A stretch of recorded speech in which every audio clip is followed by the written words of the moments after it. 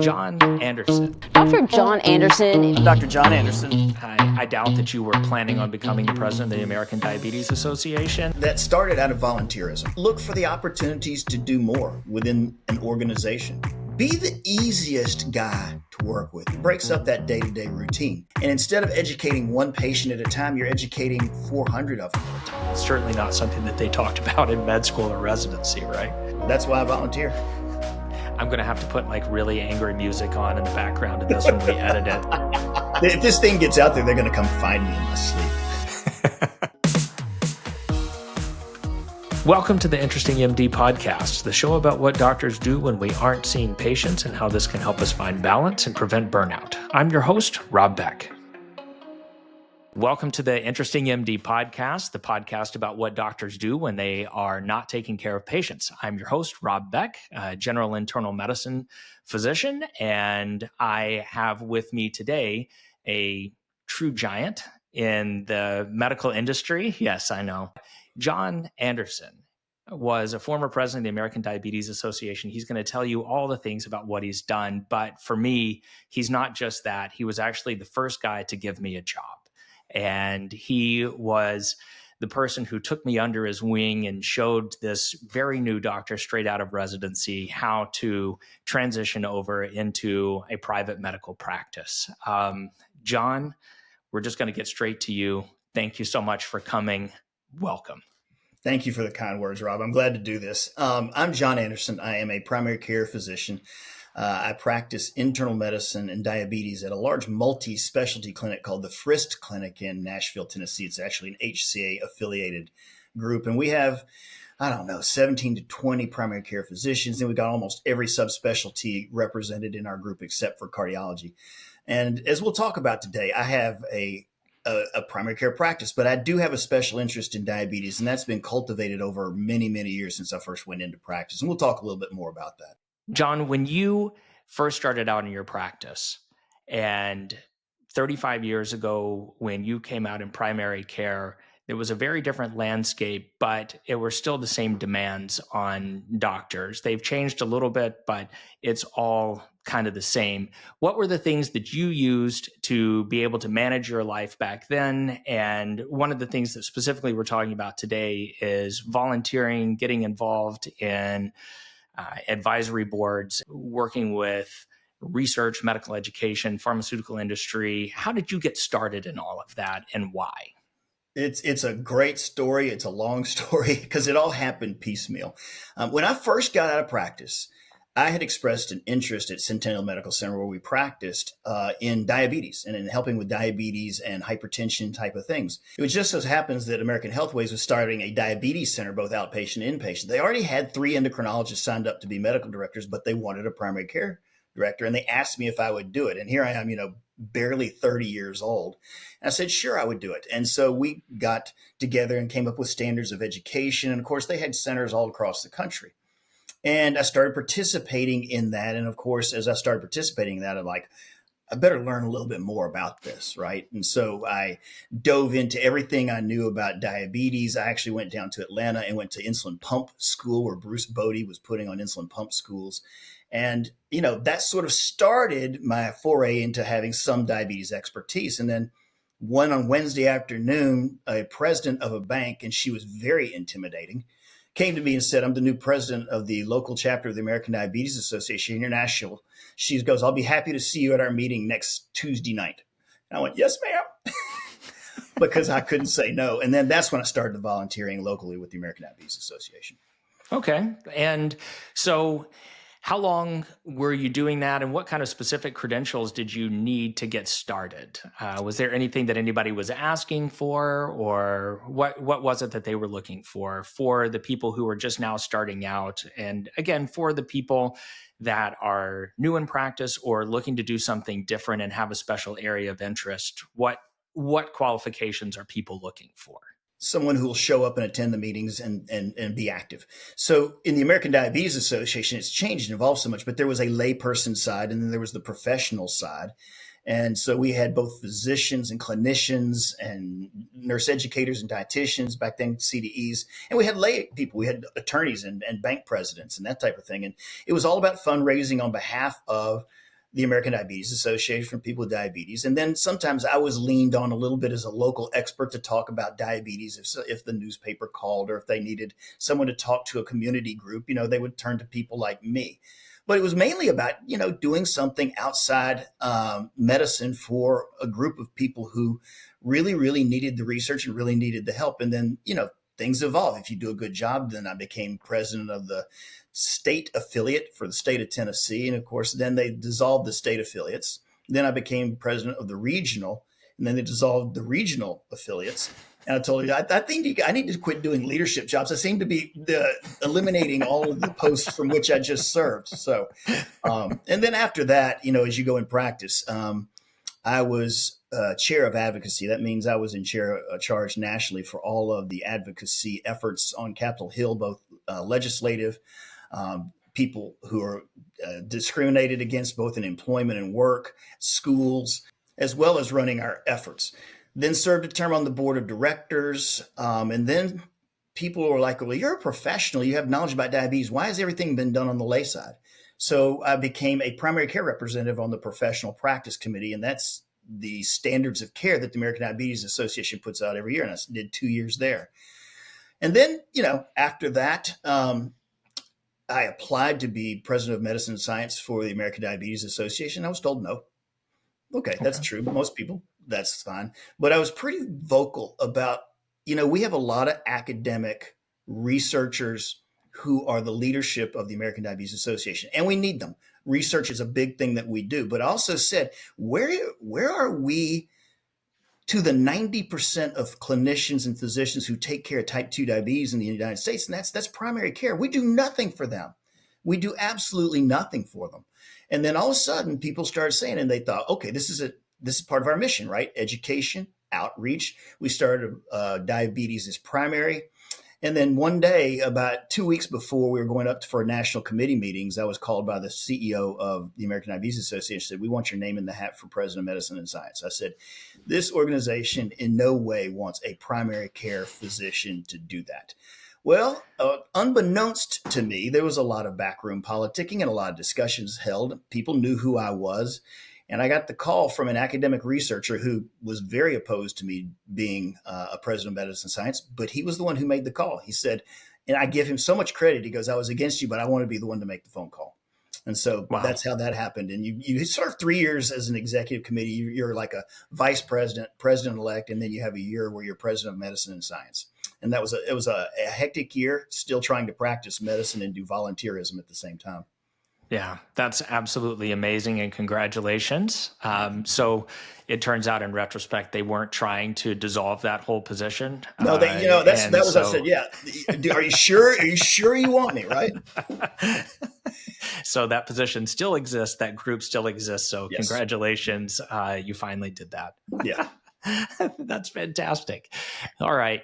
Well, so what you're telling me is that in order to get started with all of this, you just need to show up. You just need to be interested in something. And then who would you contact for these people? Who are the people that you would contact? Depends on what you want to do. There's so much room for volunteerism for physicians. And, if you're young in practice and you're raising children and saving for college education, your time is not going to be vast. But you can still volunteer locally for, we've got American Heart Association, American Lung Association, American Diabetes Association. I just got through with 3 years on the JDRF local board, which is now Breakthrough T1D. And it's all about raising money, and it's all about, giving back to something you feel passionate about. And so if you have an interest that interests you in primary care or in any field, I would say get really knowledgeable about it. And then figure out who to contact that you might want to work with to do more. Is that an industry representative, a local medical science liaison? Is that education companies who are always looking for bright young speakers? And then sort of make a name for yourself as the local person to go to. Sometimes even as painful it is sometimes to talk to reporters, being the local news go-to person for your local CBS, ABC, NBC affiliate, your local newspaper, whatever opportunities are out there. What education companies are there out there? Like, what are the ones that just kind of come to mind? I know that there's a lot of them. It's a quick Google search, I'm sure. Yeah, But well, there's the Annenberg Center I'm working with right now. One of the ones I've worked a lot with is Medscape. They're a lot of okay. fun. There's very, very professional people. They've got some real content developers who keep their nose to the grindstone on latest developments, and then they develop content around that. My gosh, now that you ask me, I'm trying to think. There's a lot of I put you education on the spot companies. here, so Yeah, sorry. no, that's okay. There's a Yeah. lot of education companies. Primed is another one for primary care that does a great job. They all have regional meetings, and you can be both in person and online. I just got through doing a Primed broadcast that went across the nation to various different places. So it's all of that, right? And when you started out with all of this, I doubt that you were planning on becoming the president of the American Diabetes Association. What were your thoughts? How did all of this end up evolving for the people who were just going to start trying this out? Well, it's just about that. That started out of volunteerism, right? So you start Mm-hmm. volunteering at a local level. You ask for responsibility. You show your enthusiasm for the cause that you're supporting. Usually, you're going to have to make a little bit of a financial donation too, because you don't want to walk the walk if you're going to do that. But it's not substantial, um, and then look for the opportunities to do more within an organization, right? So, I mean, you have American Heart Association chapters all over the country, just like you have American Diabetes Association. Well, they also have Yeah. regional leadership, and they have national leadership. And go to the meeting of the American Heart Association, shake hands, say hi to people. Same thing, American Diabetes Association. Go to the national meetings, and go to the national meetings of the National Family Practice or internal medicine. So there's just a Yep. lot of ways to try to make yourself known out there. But I think the first thing starts with I said it before, have a passion for what you care about, and then see what you can do with that. That's not seeing another patient in another exam room on another day of the week, right? Yes. Okay. So from that is still a major part of your practice. I have seen you practice, witnessed it firsthand, and have been guided by it. You still are very active in your practice. You still see patients. And how do you balance that? And how has doing all of this stuff on the side helped you? I know that it's made things busy later on in the career as you've kind of gone up the ladder a little bit, but how has this helped you in your career to kind of stay balanced and to uh, not get burned out? Because that's really one of the bigger things that are facing doctors today. And that's doctors. It doesn't have to be primary care. It could be surgeons, neurosurgeons, where, you know, we're all facing this. So how do you find that doing something like this has helped you to stay in the game? It's a great question, Rob. It I really enjoy it. It breaks up the day-to-day sort of, I want to say grind, but it breaks up that day-to-day routine. Next week, I fly to Austin, Texas for a board meeting for the leadership of the Diabetes Leadership Coalition, Diabetes Leadership Council. It's another volunteer organization working at state and federal levels to advocate on behalf of people with diabetes. And then I'm going to fly to the Clinical Update Conference, which is the American Diabetes Association conference in Orlando, where I've got to moderate one session and give a lecture on updates in cardiovascular disease and diabetes on Sunday morning. That's a break. The week after that, I'll fly to Phoenix for an industry-sponsored thing, and then I've got speaker training. Um, it's so much fun when you're comfortable speaking and you know what you're talking about, to have a room of 300 or 400 people at Primed. And instead of educating one patient at a time, you're educating 400 of them at a time. When you Wow. get together and you author a paper, a lot of people are going to read that. And so you're able to maybe put that information that you do on a one-to-one basis during the day with a patient in an exam room and expand that to a whole lot of other individuals, whether you're talking to a lay audience or whether you're talking to a professional audience. Yeah, I'm sure that this is kind of sharpening what you do with your patients as well. When you come back from these conferences, when you come back from, writing a paper and whatever else, that you can really speak with your patients about this and kind of speak with some authority, which really is helpful as well, right? It is. And one of the great things about being on advisory boards with industry as well is you've got to peek under the curtain. Now, everything's confidential, right? Because except for what's been published and out there, but you get to see what therapies are coming. What is the new thought process in type 2 diabetes and cardiometabolic disease? And you can really have an expert conversation with your patients, and you can really lay out the options. Okay, here's where you need to be. whether you have cardiovascular disease or chronic kidney disease or heart failure, look at all these new standards of care, look at all these new therapies. You can speak with some authority about why you need this and support it with data for the patient in the room. And then, you talk to your colleagues. You do grand rounds at Centennial Medical Center on the latest treatments for heart failure and that type of thing.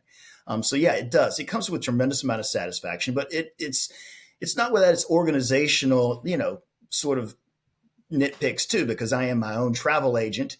I'm the one who's making sure the flight's booked, make sure there's a car available, make sure that they got me a hotel, make sure that I blocked off time for my practice and not have one of those oh no's to Jessica, my nurse, guy, we got to move Miss Smith. I can't get to the airport on time, Right. So sometimes you just got to be, you got to be a little diligent in your scheduling. You also, Rob, to your point, you don't want to kill yourself doing this either.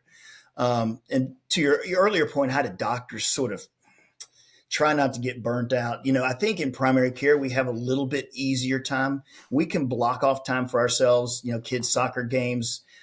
We can see how long we really want to grind it out at work. Do you want to work till 5 o'clock in the afternoon, 6 o'clock? Do you want to break off at 3:30, 3:45 and go home?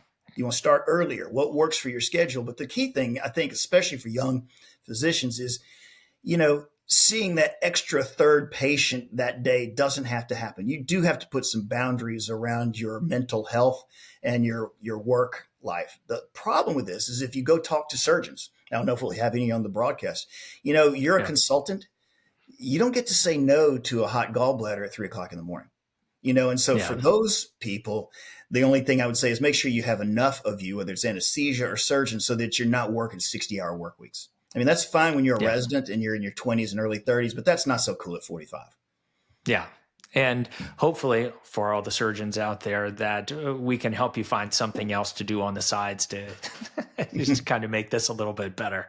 Yeah. One of the things I guess that we can talk about is for the people who are already doing this, that they've already started doing some speaker training, that they've dabbled in it now, but you're really into this. And so what would they need to do to kind of go from the beginning levels where they are doing the local speaking thing? What kind of skills do they need to have and things that they need to work on? So this could be for a surgeon who's doing whatever it is, anything that they're working with industry or with education in their own fields.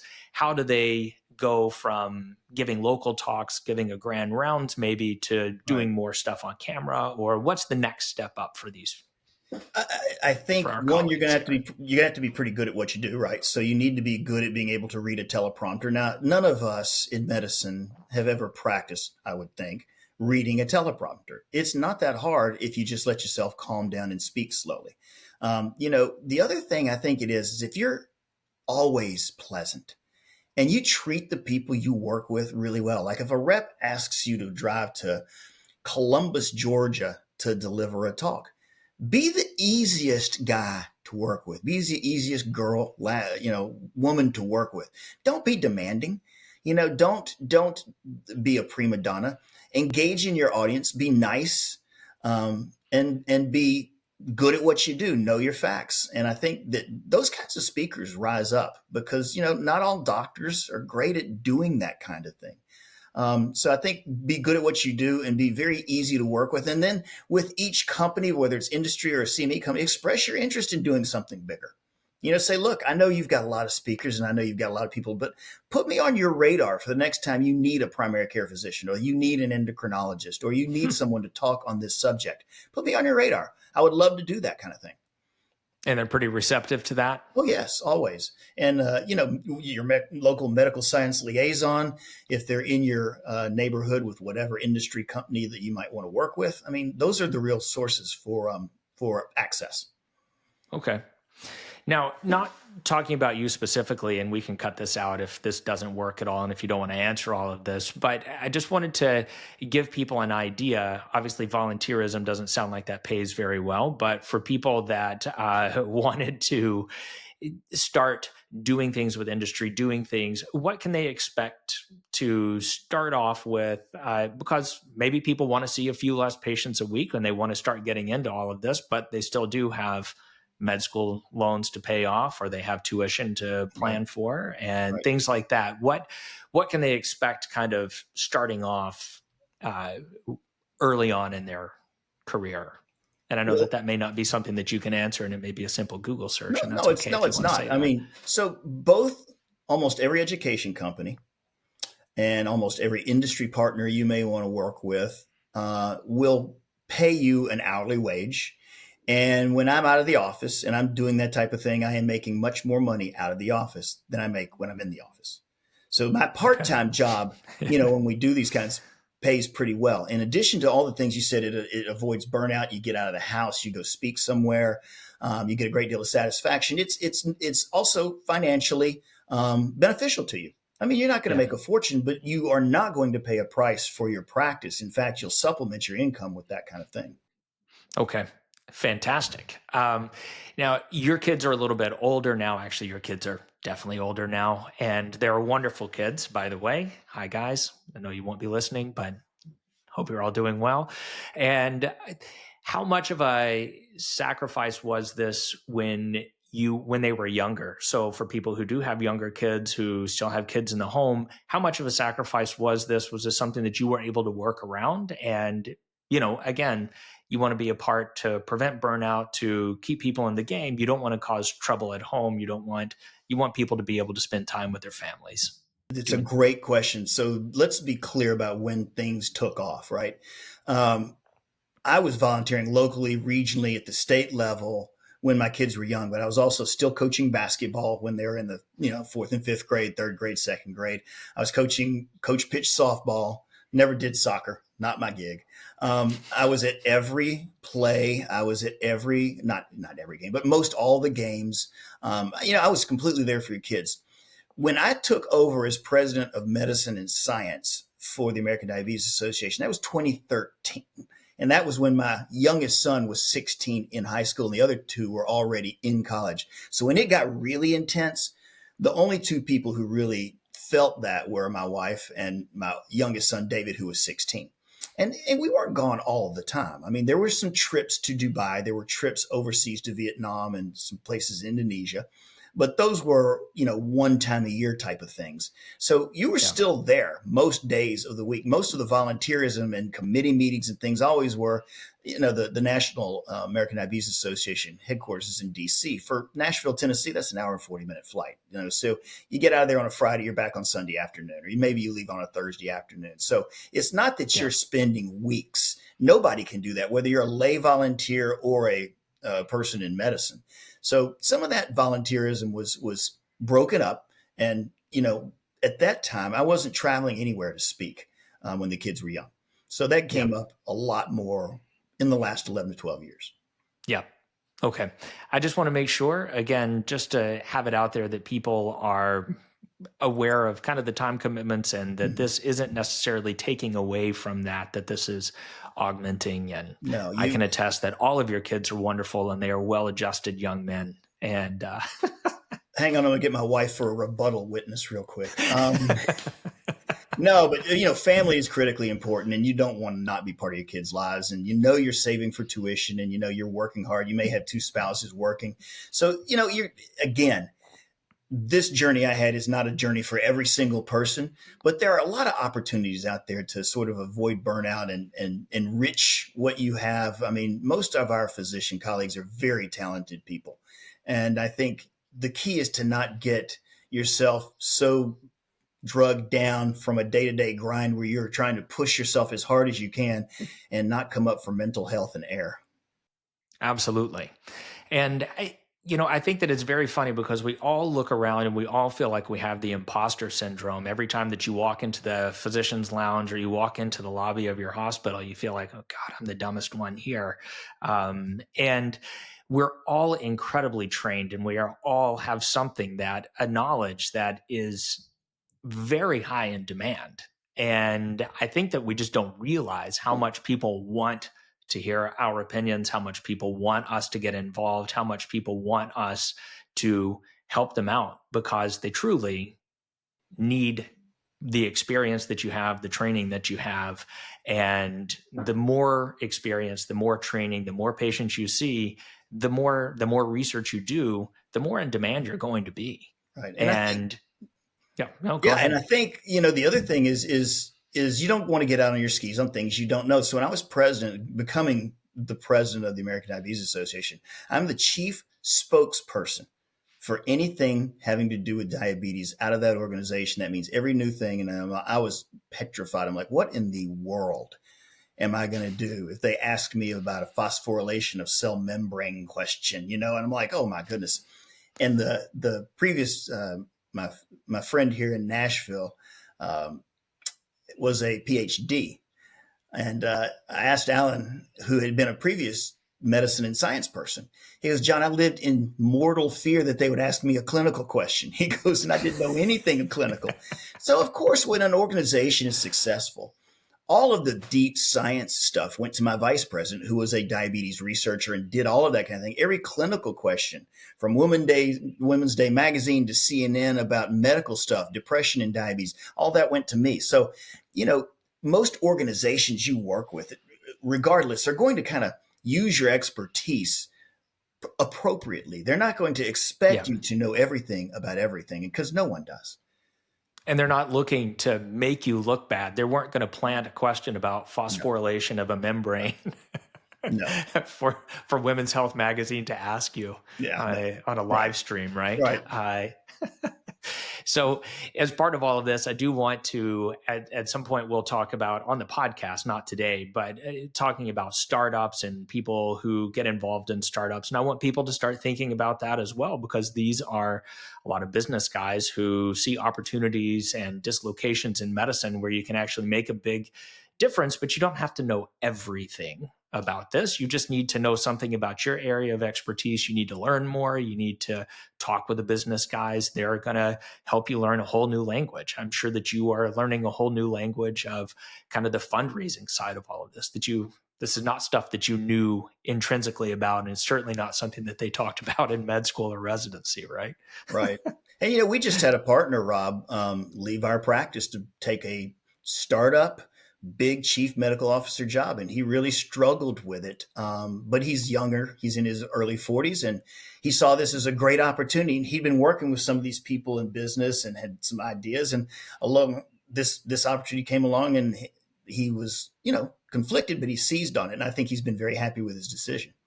That's fantastic. There were times where I did some side projects when I was at the Frisk Clinic, and had one of them that, failed miserably, and spent a lot of time, hundreds of hours over the course of about 18 months. And it didn't work out well. And then I had one that it was really fun and exciting to me. And it was a startup, and I was the third person in the company, and it took off and ended up having a huge exit. But I did not, at the time, I wanted to be the CMO, but I wasn't ready to leave practice yet. I still really enjoyed the clinical aspect of medicine. I really enjoyed the fun, creative part of doing the startup, but I wasn't ready to leave practice yet. So I can definitely understand the struggle that he had.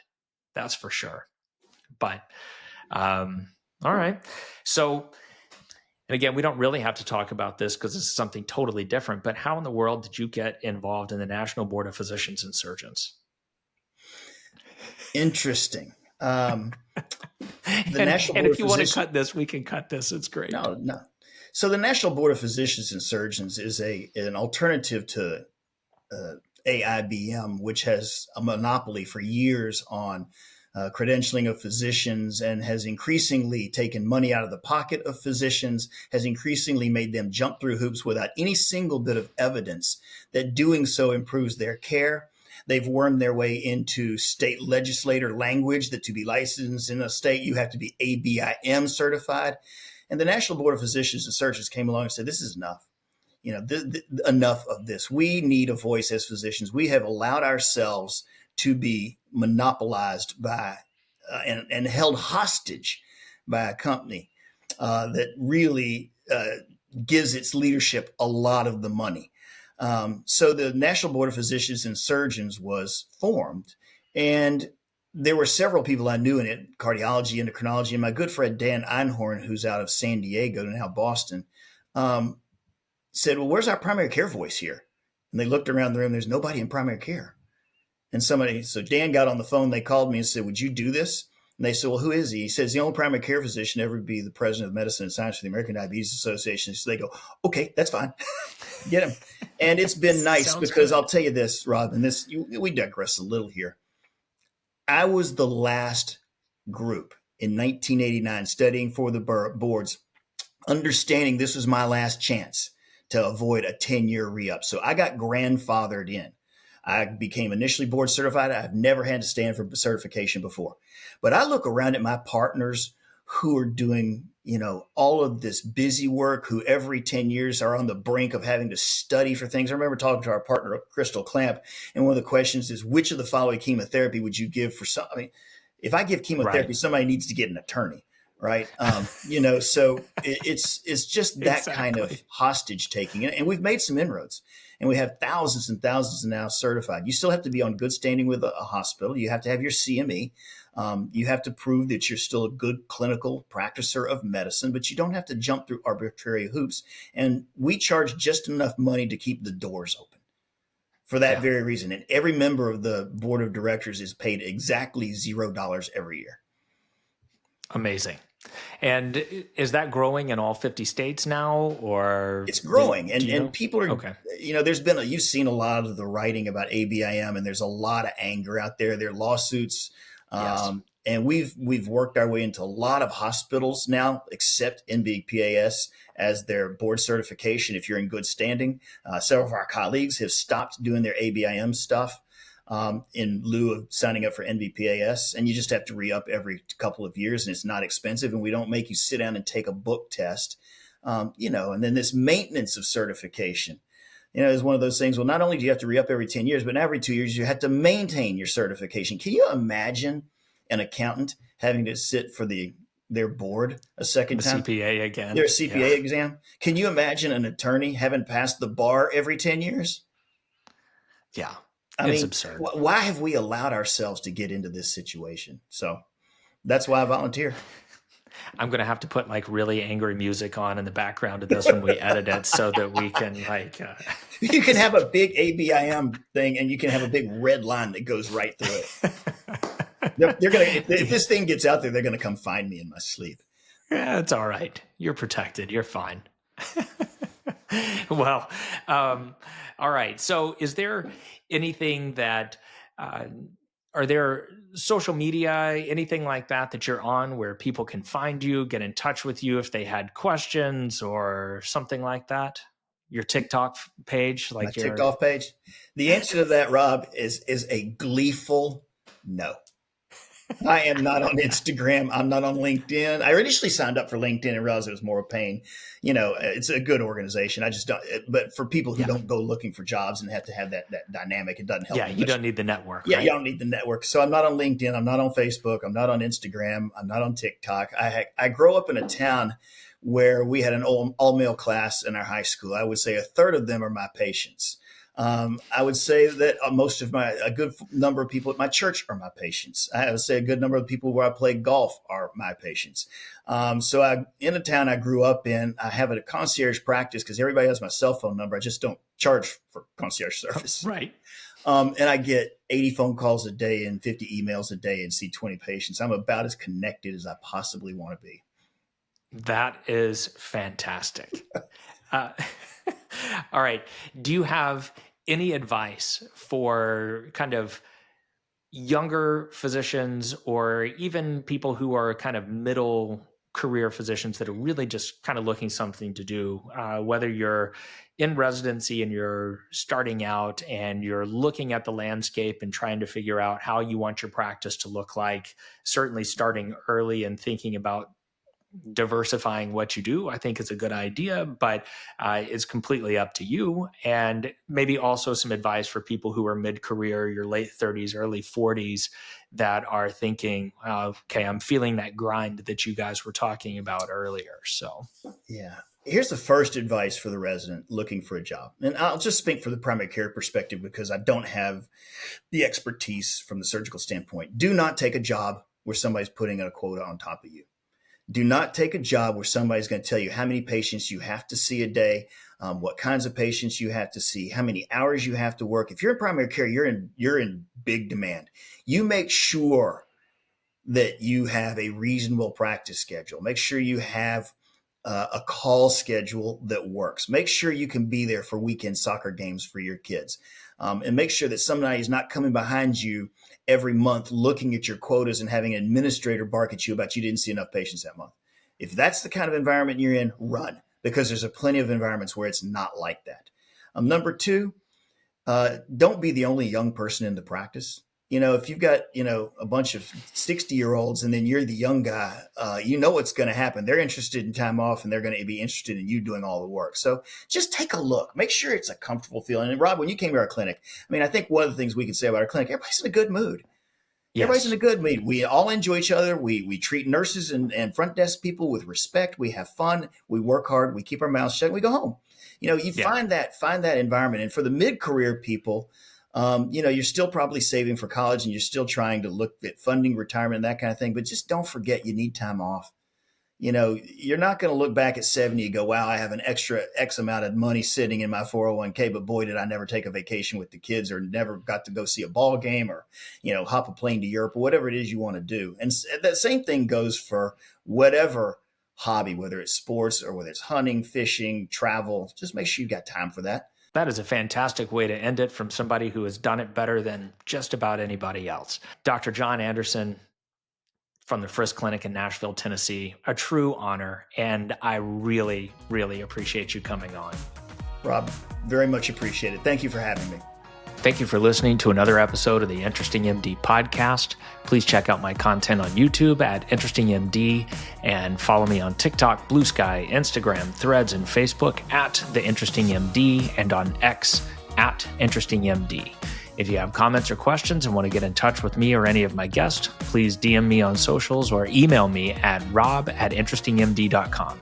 If you have any ideas for a show and you want to share your hobbies with me or don't know where to get started on your own project, you can email ideas@interestingmd.com. Please like and subscribe to the podcast and YouTube channel to get the latest content. Much appreciation to Falter Media for editing, producing, and posting all Interesting MD content. Check them out because if they can do this for me, imagine what they can do for you. See you next week.